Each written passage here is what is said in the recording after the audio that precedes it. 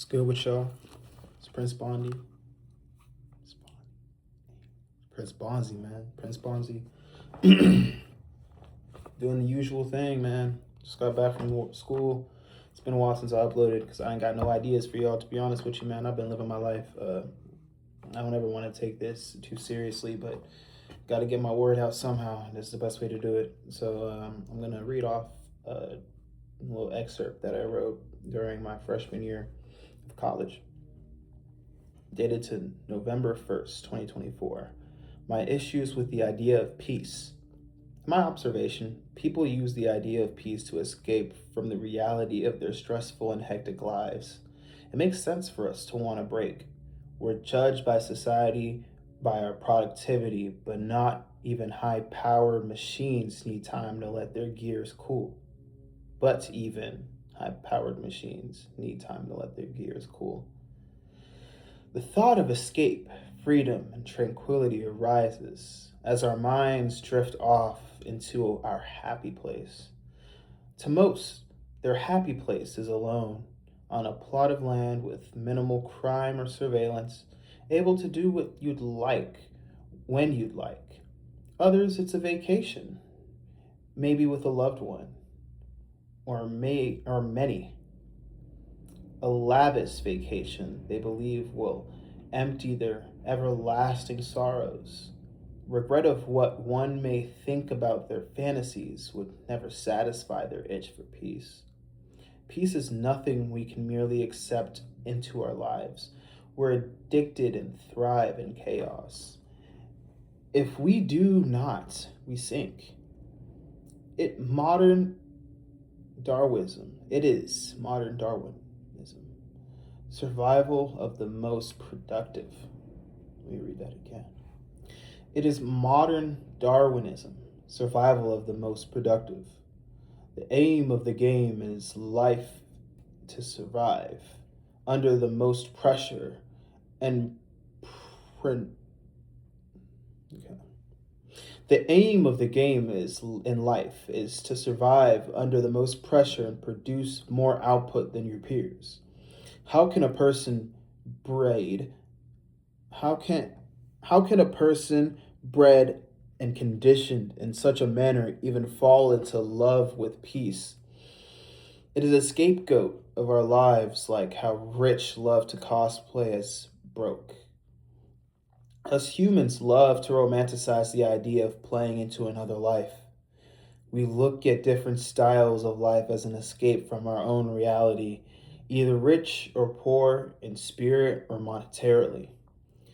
Despite our growing addiction to our lifestyles and mindset, we convince ourselves to lament such a way of life.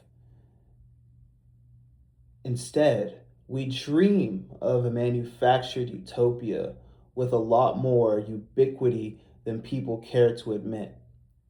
I am one who's fallen into this manufactured dream, partially due to environmental factors such as having other people explain their ideal bliss lives. However, I always remember how this dream cultivated while I was depressed thinking about a life away from all the stress I endured. I've never been involved on a farm or lived in the country, but I fantasized about a life away from the crowd of people in my home and the Rocky Mountains, a place where I have never been. I combined my learned will to isolate in my personal yearning for peace. My mind compensates by investigating its ideas of a peaceful life. I logically reason living far away from people is something I've never done. I've always been in the suburbs or the cities. I rarely have ventured far away from civilization. It reminds me of the book Into the Wild with Chris McCandless.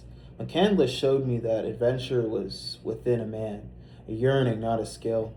Reading this book at the height of my mania was quite a pivotal moment. At this time, reading the book, I was in my junior year, and after several unfortunate events had happened in my life.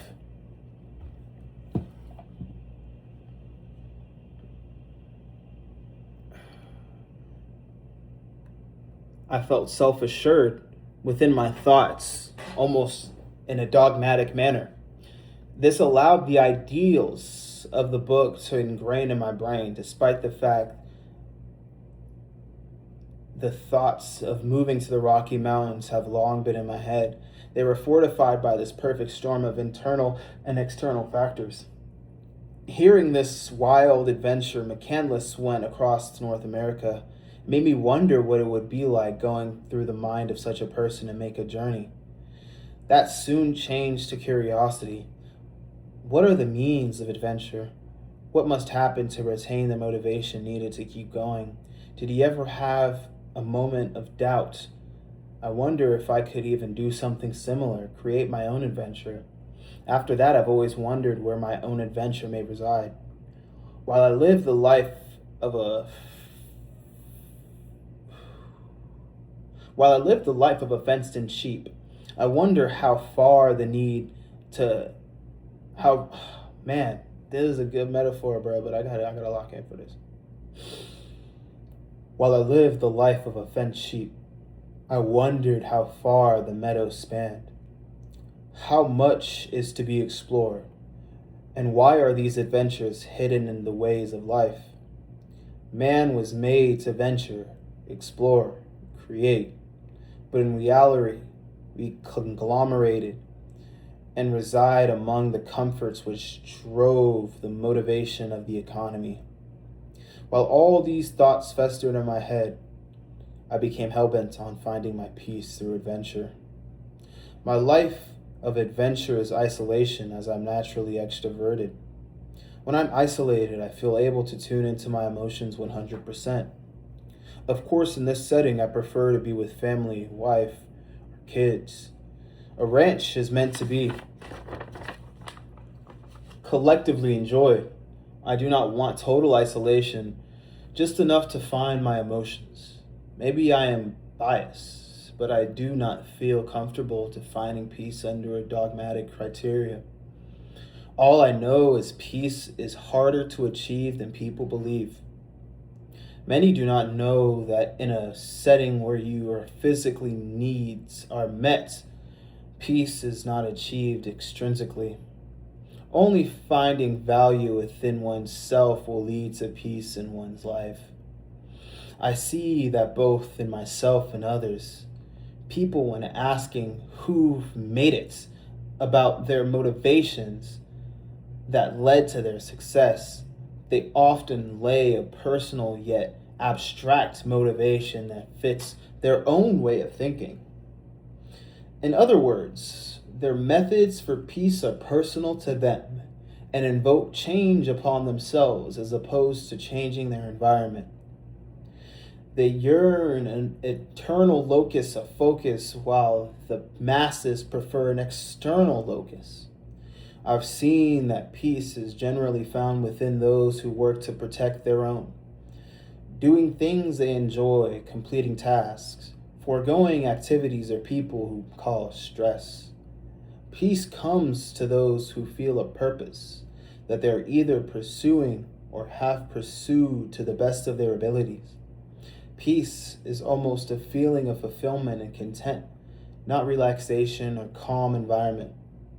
I do not know why the masses perceive the latter, possibly because we're in a world where 100% calm environment could never thrive. We fantasize about this utopia where we could reside, always away from the hustle of the day-to-day life. In reality, this utopia is not ideal for our minds that have habituated to such a lifestyle. This is why I urge you to live an individualistic life. Find your peace, not the peace of the masses. The masses are like a cave. A cry from the bottom will reach the top. Your peace is like treasure buried deep into your unconscious, only showing its gleam when the light is shed upon it. Find your source of light to illuminate your buried treasure. Try new activities, meet new people, most importantly, find yourself. I hope y'all are taking care of yourself, man. You see the brown tint in my hair? Boys, I've been out in the sun. I've been out in nature. Y'all go find yourselves, man. We live in this world where ain't no one know who they are. We wandering, man. And people be 20, 22 years old talking about some, I'm still young, I can still figure it out. Boy, you're not going to figure it out. You're not. You know why you're not going to figure it out? Because you haven't started yet. It's so simple to figure yourself out, man. Have you ever sat down and talked to yourself for 30 minutes? Uninterrupted. Don't even talk to yourself, bro. You gotta speak. You gotta CC the spirit,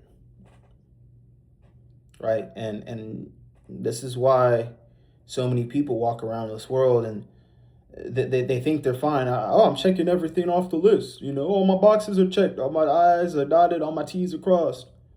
Why don't I feel good? Because you don't know you. You don't realize everything that you're doing day to day. It's not even who you truly are. Your body's screaming at you, not only your body, your spirit screaming at you, telling you to do something different. But you keep going, you checking off the boxes that are man-made, made by the flesh, you know. Boxes that you probably found online, you know, to become a quote-unquote the most successful person that you could be. In reality, man, have you ever turned to yourself and asked myself, who do I want to be? Who do I want to be? Not only who do I want to be, who am I? And have you not sat down with yourself and realized I cannot be who I want to be unless I am who I know I am? You ain't never told you never asked yourself that. This is why you feel this way, man.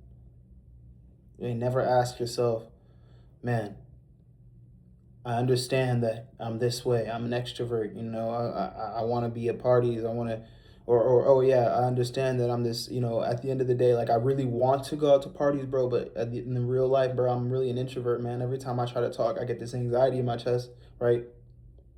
You gotta have that dichotomy. And then you gotta realize, bro, you gotta be who you are.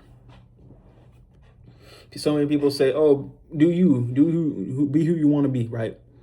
And they take that the wrong way. They think be who you want to be means that I can mold and be a different person.